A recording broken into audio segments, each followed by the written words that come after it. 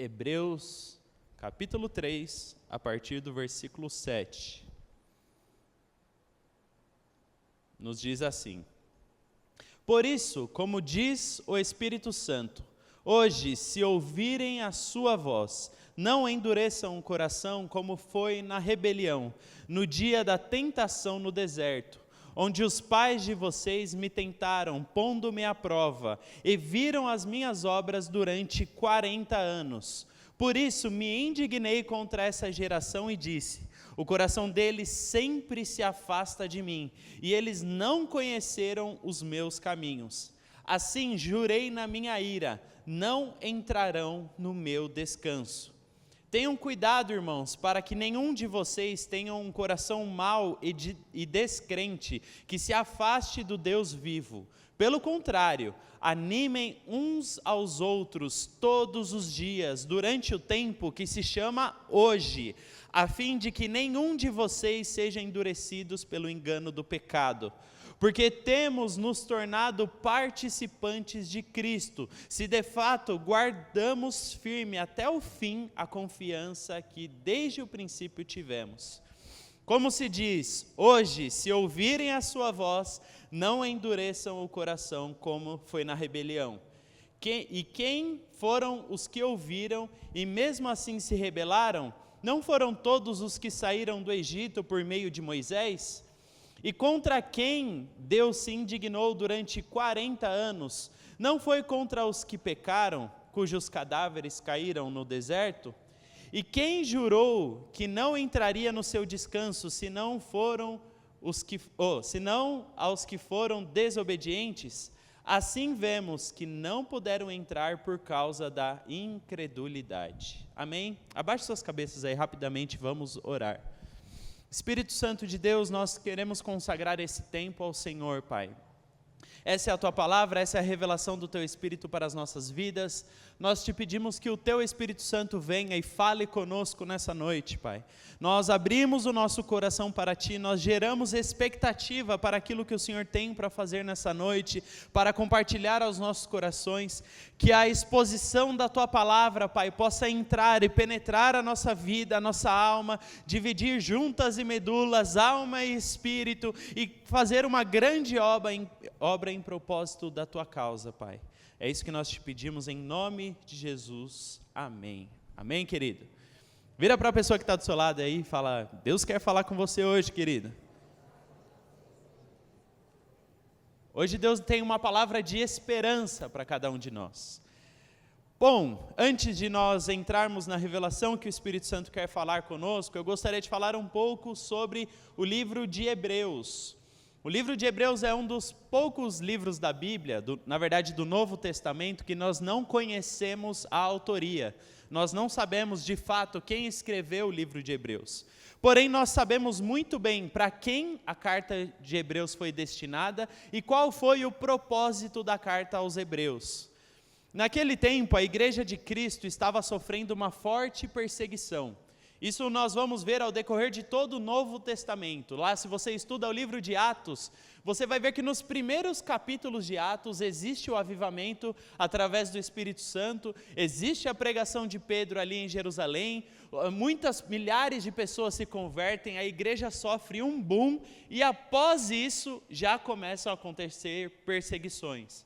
Um exemplo claro que a Bíblia nos dá é a morte de Estevão, um dos discípulos que estavam ali, que viveram aquele momento, que estava vivendo, pregando a palavra, sendo ali um servo com Cristo, e ele foi morto, apedrejado naquele período. Nesse período ali em Jerusalém se estoura uma forte perseguição que espalha os cristãos. Então eles estavam ali em Jerusalém, todos reunidos, comendo, celebrando, juntos, cultuando a Deus, mas por conta dessa perseguição que chega a matar um dos discípulos que estão ali, que no caso é Estevão, os cristãos se espalham, eles fogem, cada um para determinada região, e na verdade isso foi até bom, porque o cristianismo se espalha com esse momento. Então, da forma como muitos homens viajaram para outras regiões, eles levaram consigo o evangelho, e eles começaram a pregar em outras regiões e viver o avivamento de Deus em vários lugares. E aí, essa perseguição, ela foi muito dada de judeu para judeu. Por quê? naquele tempo existia a lei, a Torá, e todos aqueles que serviam a lei do Antigo Testamento, eles acreditavam que aqueles cristãos, eles estavam cometendo blasfêmia contra Deus, porque eles estavam abandonando a lei de Moisés, abandonando os rituais da lei, e agora acreditando que Jesus Cristo era o Messias, e eles não criam naquilo, então eles começaram a perseguir os judeus. Quando nós estudamos a história da igreja, nós vamos ver que houveram duas grandes perseguições. A primeira foi de judeu para judeu, então judeus perseguindo cristãos convertidos, judeus convertidos ao cristianismo, e depois uma perseguição de Nero. Mas esse primeiro momento aqui, muitos judeus perderam muitas coisas, porque eles estavam se convertendo e eles eram depostos. E aí, um judeu naquele tempo que começava a seguir a Cristo, ele perdia muita coisa. Porque naquele tempo, só para nós entendermos, Israel vivia como uma nação. E essa nação, ela adorava o único Deus. Então, não era apenas o fato de eu ser brasileiro, mas se eu sou judeu, eu adoro esse Deus, e eu tenho as minhas práticas, e tudo está interligado. E aí, quando você era cristão naquele tempo, você era ignorado, provavelmente, pela sua família. Você se tornava cristão e os seus familiares deixariam de falar com você, porque você abandonou a lei de Moisés, você não poderia ter feito isso. Você abandona muitas vezes o ciclo comunitário, começa a existir uma perseguição da comunidade contra você, você começa a ser excluído, você será excluído da sinagoga, que é a religião onde eles se reuniam para ler a Bíblia, estudar a Torá. Você era excluído dali, você era excluído dos seus amigos, do ciclo que você tinha, você era perseguido e talvez até morto. Muitos cristãos naquele tempo perderam tudo, perderam a sua vida, família, amigos. Imagine só você estar na sua casa, e Paulo falou que ele mesmo fez isso, invadia casas, prendia pessoas, açoitava pessoas, apedrejava pessoas, o próprio Paulo realizou isso. Então era isso que estava acontecendo com os cristãos convertidos naquele tempo. Judeus convertidos ao cristianismo estavam sendo perseguidos. E aí o propósito, e como resultado da perseguição, judeus que eram convertidos ao cristianismo estavam retornando para o judaísmo. Então eu era judeu, eu obedecia a lei, eu obedecia a Torá, eu tive uma experiência com Cristo, eu tive uma revelação de Cristo, eu estava tendo a minha vida transformada, mas a perseguição era tão grande que eu estava decidindo retornar para o judaísmo. Porque na verdade é mais fácil eu retornar.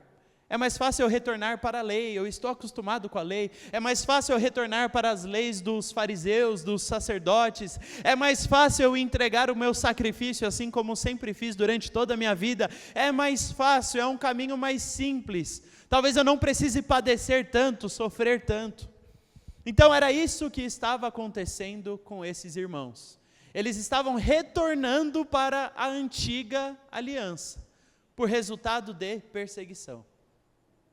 E aí o propósito do livro de Hebreus é revelar para aquele judeu convertido ao cristianismo a superioridade de Jesus Cristo a tudo o que aconteceu no Antigo Testamento. O autor de Hebreus aqui, ele quer mostrar para aquele hebreu, olha, você está retornando para algo que é inferior a Cristo.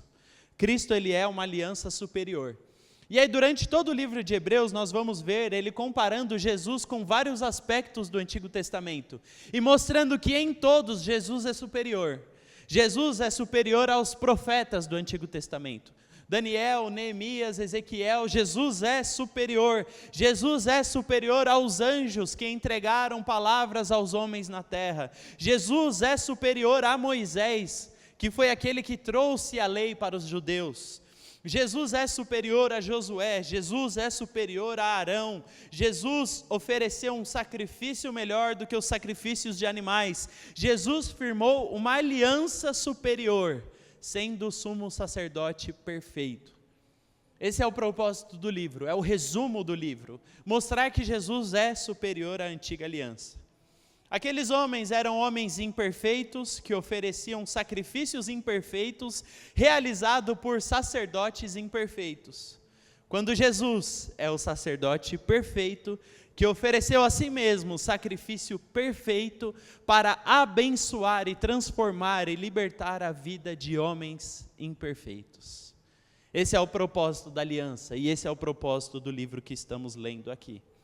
Então a ênfase do autor de Hebreus é mostrar que Jesus é maior do que a aliança. E aí vamos voltar aqui ao texto que lemos. Nós estamos refletindo aqui sobre um aspecto que estava acontecendo naquele povo. Eu vou ler novamente o texto, parte do texto.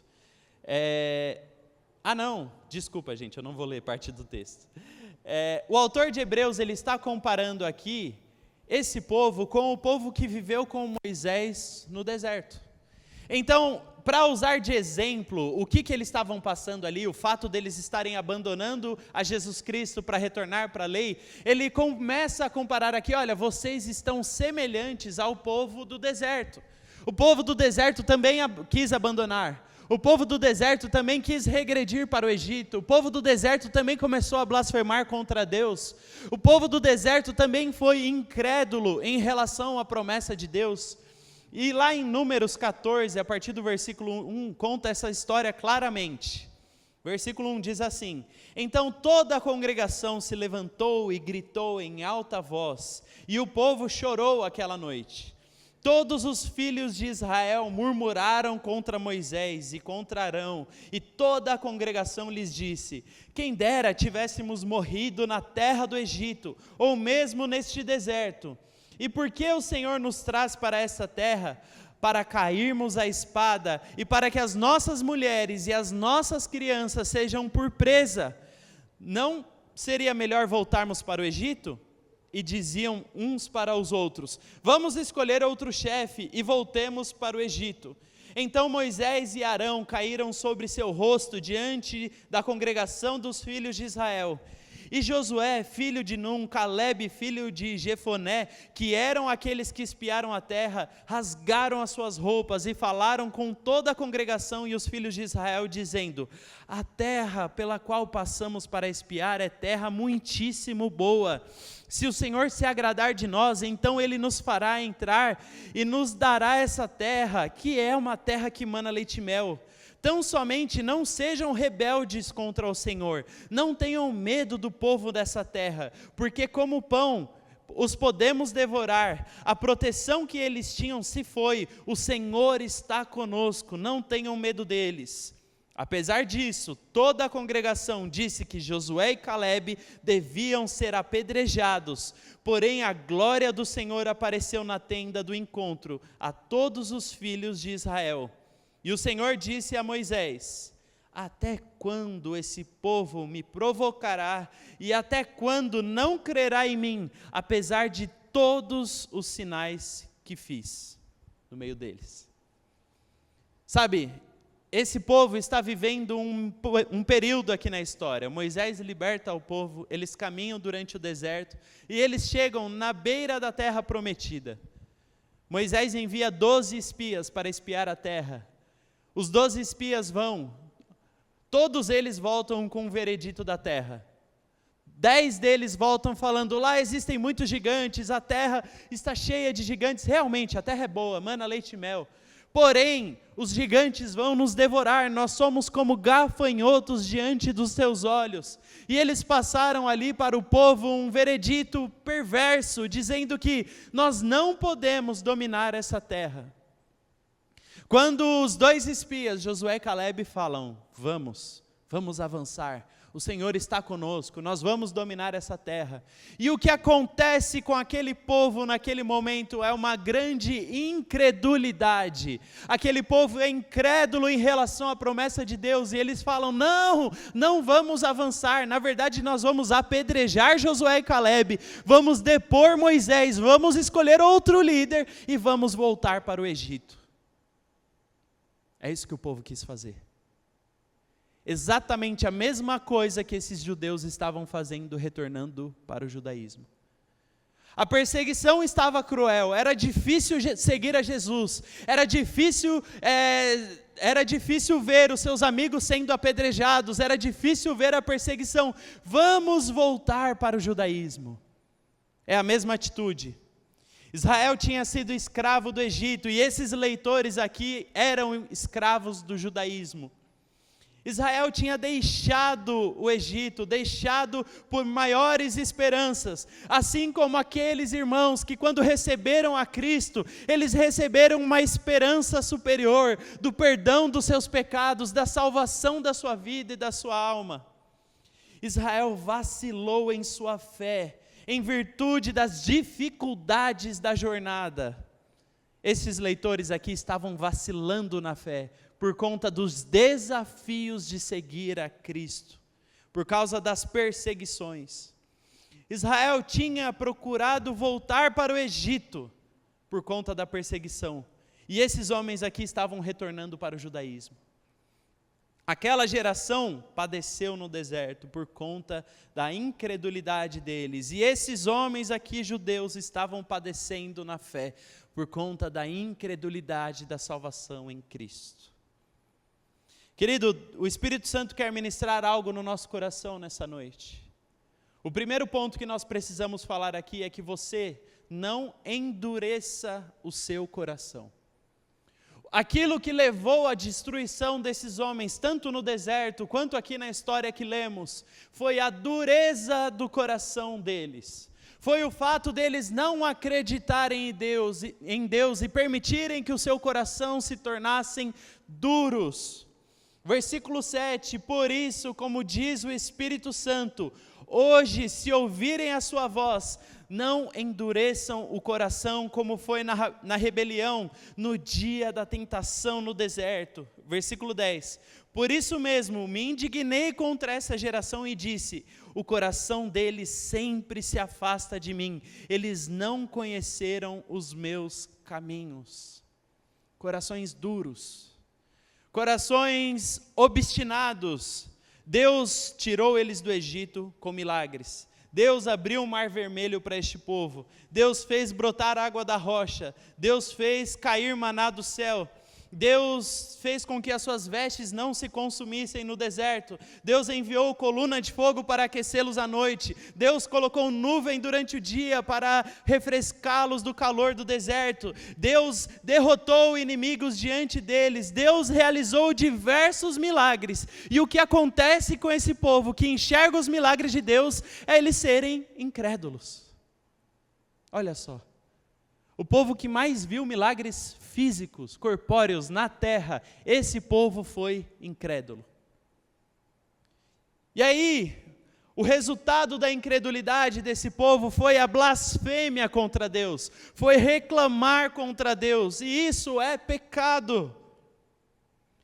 E aí, assim como aconteceu com os leitores de Hebreus, Jesus Cristo, próprio Deus, saiu dos céus e veio à terra. Jesus Cristo padeceu pecados, Jesus Cristo passou por diversas tentações e em todas se permaneceu fiel.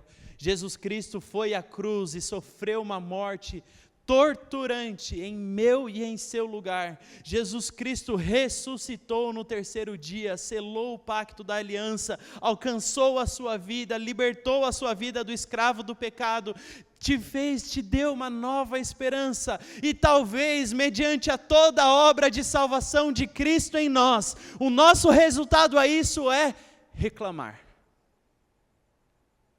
Mediante a tudo isso que acontece, todo o grande feito de Jesus, toda a glória que Jesus fez e manifestou em você, para você, por você, tudo aquilo que Ele trabalhou e realizou, o resultado disso é reclamação, é blasfêmia.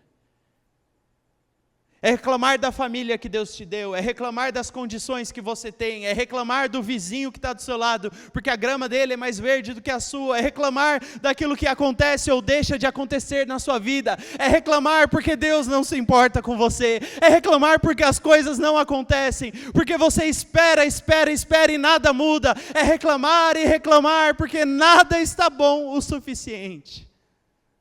Reclamar. Essa é a reação.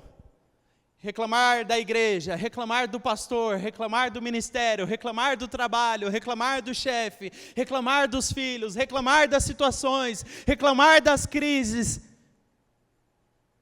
Querido, às vezes nós temos visto hoje dentro das igrejas um público consumidor de igreja. Não é uma pessoa que entende o que é igreja, entende o que é ministério, vai para a casa de Deus para servir e adorar a Deus, para entregar o seu culto a Ele. Não. É um povo que vem para cá como consumidor. O que a igreja pode me dar? O que a igreja pode fazer por mim? De que maneira a igreja vai me agradar? Qual vai ser a pregação do pastor hoje? Qual vai ser o louvor hoje? De que forma isso vai ser bom para mim? De que forma isso vai me completar? De que forma isso vai me fazer ser melhor? Querido, isso aqui não é para te agradar, é para agradar a Deus. Nós estamos aqui para exaltar, glorificar e exaltar o nome de Jesus Cristo, que é o único digno de louvor e adoração. Nós fazemos o melhor pelos irmãos, nós queremos servir, nós queremos abençoar, é claro, mas o propósito deste lugar aqui é glória a Deus, não a homens. Não te bajular. E se tiver que pregar a palavra de Deus e você sair daqui e nunca mais voltar, não tem problema. Nós não estamos aqui para te agradar. Em primeiro lugar, nós queremos agradar a Deus. Em primeiro lugar. Sabe, querido, e aí nós temos visto dentro das igrejas aquele crente pula-pula, sabe? Você conhece? Chega na igreja, apaixonado. Meu Deus, essa é a melhor igreja, amo essa igreja, que igreja maravilhosa. Meu Deus, o pastor é incrível, os líderes são incríveis, o louvor é incrível, tudo é maravilhoso, eu estou apaixonado por esse lugar. Posto todo dia no meu Instagram, amo igreja, hashtag Igreja Amor e Movimento. Apaixonado, chega assim. E chega reclamando do lugar de onde saiu. Ai, aquele lugar não dava, eu não aguentava mais o meu pastor, eu não aguentava mais o meu líder, eu não aguentava mais aquela situação. Passa o tempo. Nossa, mas você viu o que o pastor fez? Nossa, mas você viu o que o líder de louvor fez? Nossa, aquele líder de grupo falou isso. Aquele líder de ministério, nossa, que absurdo. E aí, de repente, começa a inverter as coisas. A igreja que você tinha deixado, que antes era horrorosa, passa a ser boa. Porque você começa a criticar aqui, elogiando a antiga igreja. Não, porque lá tinha determinadas coisas. Não, porque na minha igreja era maravilhosa. Na minha igreja as pessoas faziam isso. Lá as pessoas se amavam. Lá as pessoas cuidavam de mim. Lá as pessoas, elas cuidavam umas das outras. Era lá, aqui não. E aí o tempo passa, e aí a pessoa começa a criar problemas dentro da igreja, começa a causar divisão dentro da igreja, começa a colocar pessoa contra pessoa dentro da igreja, começa a plantar discórdia dentro da igreja, e o resultado disso é ela sair da igreja, e ela não volta para a antiga dela, ela vai para uma nova e vive o mesmo ciclo. Isso se repete durante anos, anos e anos da vida dessas pessoas. Pessoas que não vêm à igreja com o propósito de servir ao corpo de Cristo, vêm para a igreja com o propósito de ser consumidor de igreja. E em São Paulo tem bastante opção. Tem um menu para você. Cada dia você vai em um lugar, cada dia você está reclamando de uma igreja diferente. Querido, isso é o resultado de um coração duro. Esse é um resultado de um coração endurecido pelo pecado. E aí, os nossos olhos não estão em Jesus Cristo, os nossos olhos não estão na salvação de Cristo, os nossos olhos estão nos problemas e nas situações. É claro que na sua família vai ter problema, meu amigo. É claro que vai ter vezes que você vai brigar com um irmão seu, com a sua mãe, com o seu pai, com o seu filho, com a sua esposa. É claro, acontece em todas as famílias. Mas é porque você abre o Instagram e a família do outro é perfeita. Não é. Não é, eles só postam o dia bom, ninguém posta o dia ruim. Ninguém posta quando está com dívida, ninguém posta quando está com problema, ninguém posta quando cai a laje, tem infiltração, quando o cachorro está doido, ninguém posta. Sua família é imperfeita, igual a família de todo mundo. O seu trabalho tem problemas, igual o trabalho de todo mundo. Não, porque você trabalha num lugar maravilhoso, não sei o quê. Não, todo chefe é chefe, todo lugar tem problema, todo lugar tem problema de relacionamento. Ah, não, mas é porque... Não, querido, todos nós enfrentamos problemas. Todos nós temos crises para lidar. Isso, o modo como você tem reclamado, o modo como você tem tomado essas atitudes de minar aquilo que Deus te deu, é porque revelam quem você é. Revelam você, e não o ambiente onde você está. Você pode estar no melhor ambiente do mundo reclamando. Você pode estar na melhor empresa, no melhor cargo, no melhor trabalho, com a melhor família, com os melhores amigos, na melhor igreja, e mesmo assim ter uma atitude totalmente perversa. Porque revela você, seu caráter.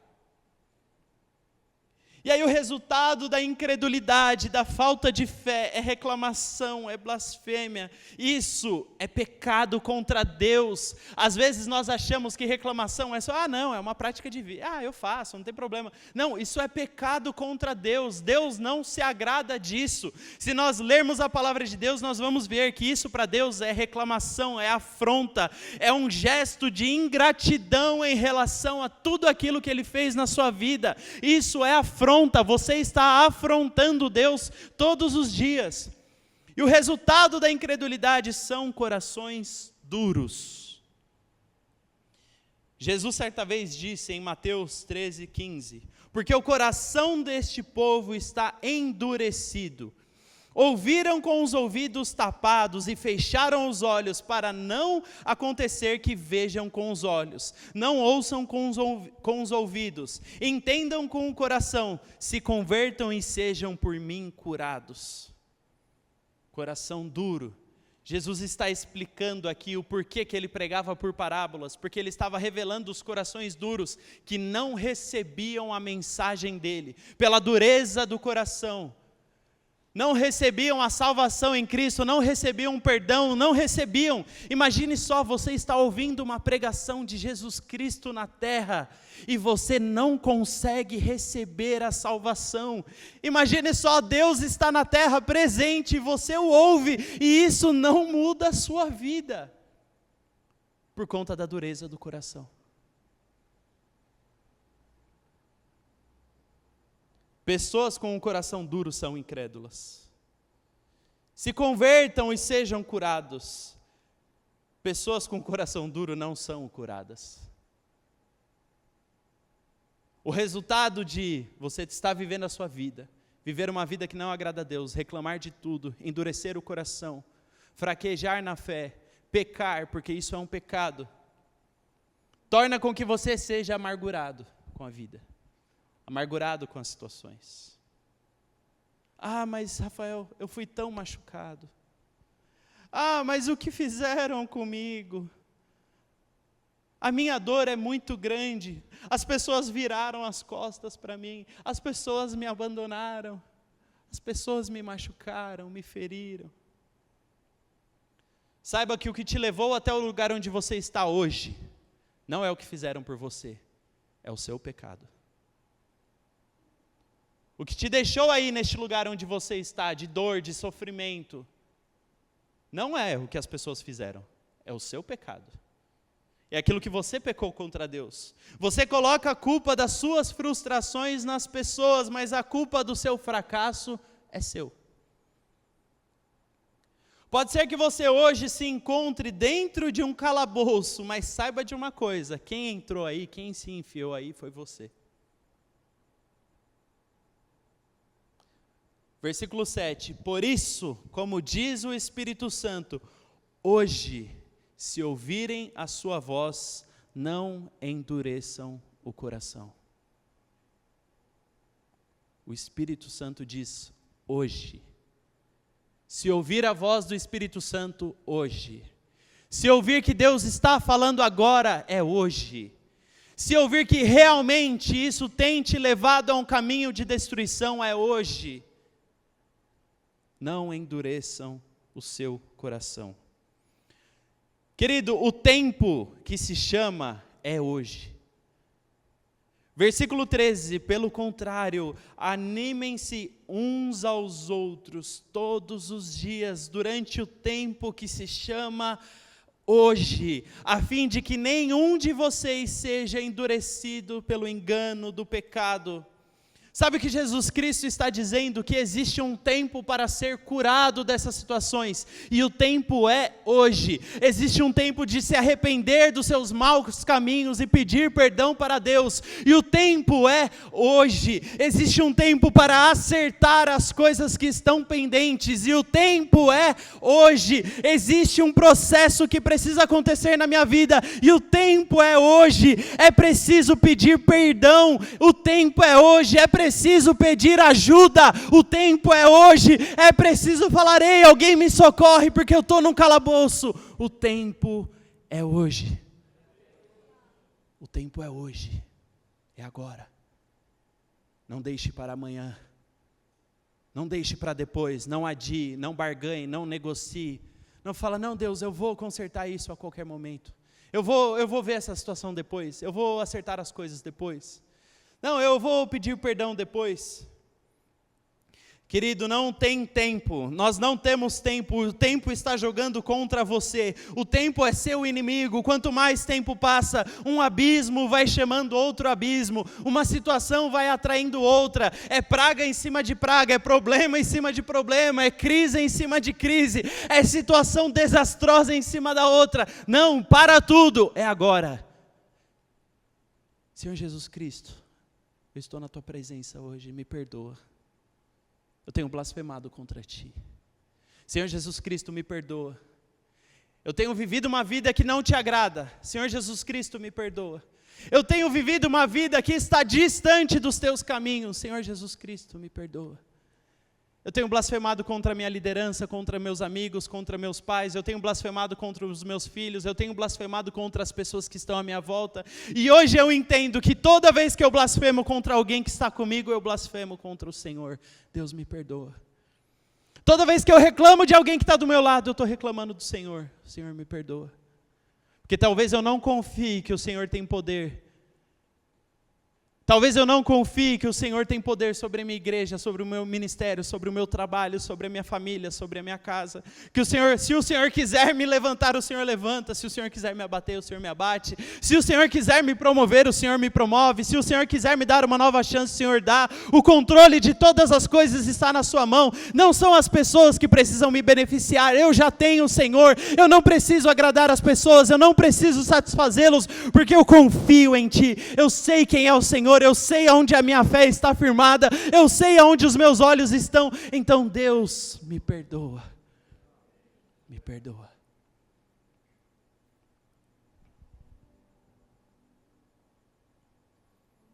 Hebreus 4, versículo 11. Portanto, esforcemo-nos por entrar naquele descanso, a fim de que ninguém caia segundo aquele exemplo de desobediência. O exemplo do povo do deserto. Porque a palavra de Deus, ela é viva e eficaz, mais cortante do que qualquer espada de dois gumes. Ela penetra até o ponto de dividir a alma e o espírito, juntas e medulas, e é apta para julgar os pensamentos e propósitos do coração. E não há criatura que não seja manifesta na tua presença. Pelo contrário, todas as coisas estão descobertas e expostas aos olhos daquele a quem temos que prestar contas. Hoje nós estamos aqui fazendo uma exposição da palavra de Deus. E quando nós expusemos a palavra, quando nós colocamos a palavra em xeque, ela revela quem nós somos. Se existe algo aí dentro de você queimando, se existe algo aí dentro de você te gerando algo, é porque a palavra está entrando, penetrando, é porque a palavra está indo dentro de você, e o que vai discernir o que está certo ou errado na sua vida, o que precisa sair, o que precisa ficar, o que precisa dar lugar, o que precisa criar raízes, é a palavra de Deus. A palavra de Deus, ela é o instrumento que discerne quem nós somos. Permita que ela entre na sua vida. Abra uma brecha nesse coração duro aí. E permita que a palavra de Deus entre. Permita. Porque quando a palavra de Deus entra, ela divide, ela vasculha, ela discerne, ela abre espaço. Não existe nada que consegue ser duro o suficiente a ponto da palavra de Deus. Abra o seu coração nessa noite. Às vezes você está aqui com o coração duro, amargurado, frustrado. Abra o seu coração nessa noite. Não para mim, eu não sou melhor do que você, eu também sou pecador igual você, eu também preciso da salvação igual você. Abra o seu coração para Jesus Cristo, porque Ele tem uma obra a realizar na sua vida nessa noite. Ele tem um trabalhar na sua vida nessa noite. Hoje, acerte as coisas. Se você abrir o seu coração para Deus hoje, eu tenho uma boa notícia para você. Pode ser que você tenha chegado aqui realmente destruído. Pode ser que você tenha vivido todo o ciclo de destruição que acabamos de falar aqui. A incredulidade tomou conta da sua vida, do seu coração. Você blasfemou contra Deus. Você foi igual ao povo no deserto. Você viu milagres de Deus acontecendo e mesmo assim você, Deus, sério? Poxa vida. E mesmo assim você, Deus, olha só o que está acontecendo. Calma. Se você abrir o seu coração para Deus hoje, eu tenho uma palavra para você.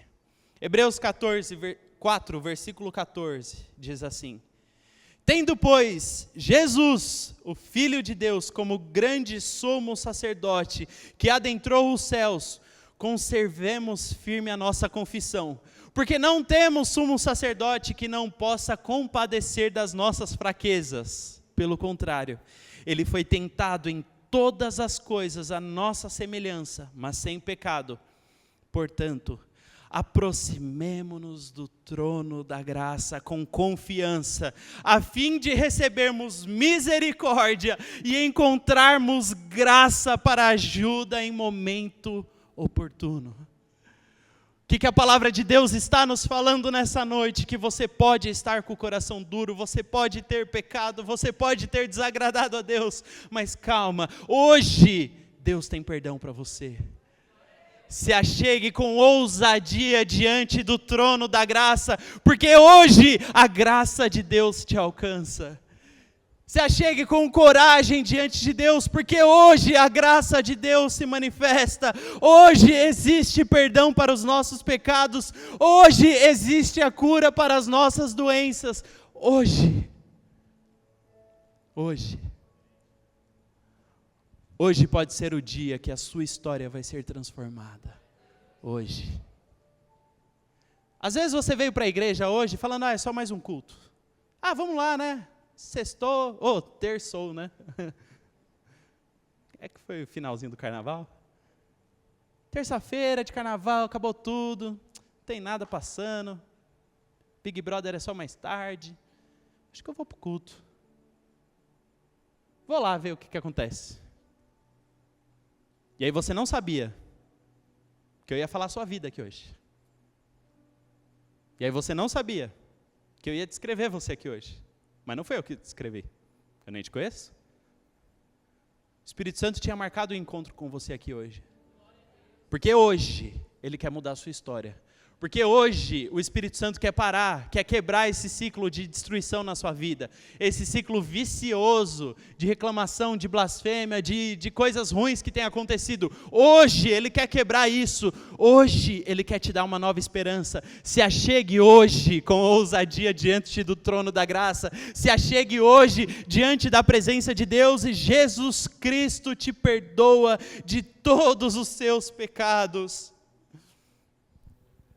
Nós temos Jesus Cristo como nosso grande sumo sacerdote. Ele é o único capaz de te perdoar. Ele veio à terra, Ele sofreu, Ele padeceu.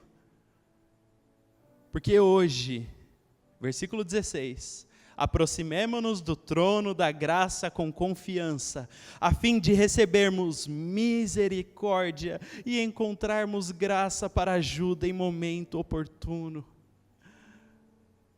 Jesus Cristo está sentado nesse trono. O trono da graça é ocupado por Jesus Cristo. O trono da graça é ocupado por Ele.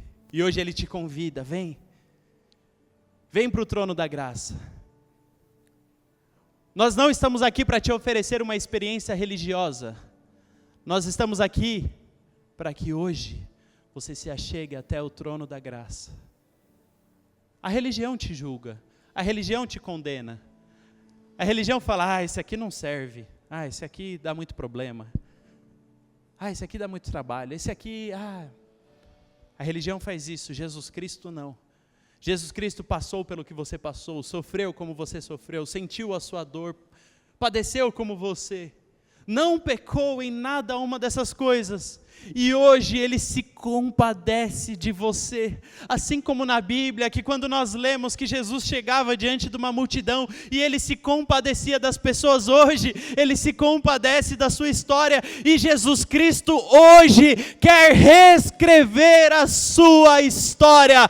Hoje Jesus Cristo quer pegar uma caneta e te dar um novo motivo para viver. Hoje Jesus Cristo quer mudar a sua história, e o dia é hoje. Aleluia!